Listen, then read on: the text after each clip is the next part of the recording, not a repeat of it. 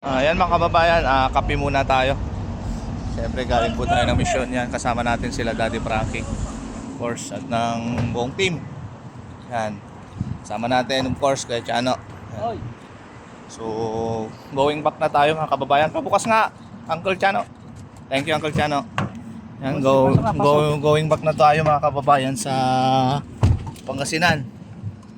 Galing po tayo ng Cavite ngayong araw na to. Siyempre may dinaanan po kami sa Bulacan. Ang ating piloto mga kababayan, Rizkis in the house. Yun. Kasama natin sa motovlog. Yan sa likod. Mga kababayan. Yan, shout out. Kay Chano. At ng ibang team mga kababayan, nauna na sila. Yan, nandyan si Daddy Frankie.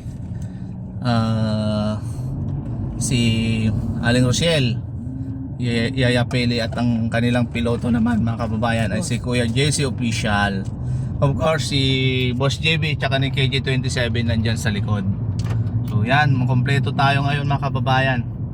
Bagamat eto, pauwi na tayo. Takip silim na po at mag-uulan na oh. Pero syempre hindi natin yan papansinin, hindi natin yan alintana. Init, ulan, basta makatulong sa mga kababayan natin, gagawin po natin. Nandito tayo sa gawing mga kababayan norte ng NLEX, North Luzon Expressway. Going back na po tayo mga kababayan sa Pangasinan. Siyempre para makapagpahinga ang team. Pero siyempre gagabi na tayo, pahinga. Yung mga iba naman mag-i-edit na. Tapos bukas na naman, back na naman mga kababayan. So, Palaunion naman tayo bukas mga kababayan. At going party ng naman tayo, Eastern Pangasinan. Yun, tuloy-tuloy lang tayo sa pagtulong mga kababayan. Wala tayong hihindihan dyan, basta pagtulong kasi yun po yung mission natin. Syempre mga kababayan, lagi po kami magpapasalamat po sa inyo, no? Maraming salamat sa pagsama nyo po sa amin araw-araw sa aming mission, headed by Daddy Frankie syempre at ng buong team.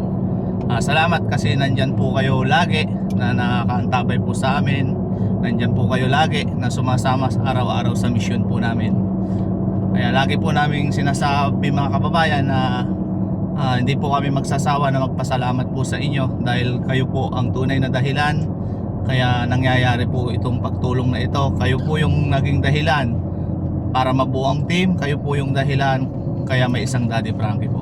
Kaya wag po tayong magsawa na sumuporta po sa aming team. Huwag po tayong umiwalay ng landas sa team dahil para sa kabutihan. Kung ano po yung nagagawa ng team ng pagtulong ay sharing po kayong nakakatulong sa mga natutulungan po ng team. Yun lang pa mga kababayan, mag-ingat po tayo palagi. At syempre inuulit ko po maraming salamat po sa inyong lahat. Mahal namin po kayong lahat. I love you all mga kababayan. Umaga hanggang gabi, hindi susuko sa init ng kalsada. Pawis ang puhunan para sa mahihirap. Puso ang sandalan, kasangga si Daddy Frankie sa laban.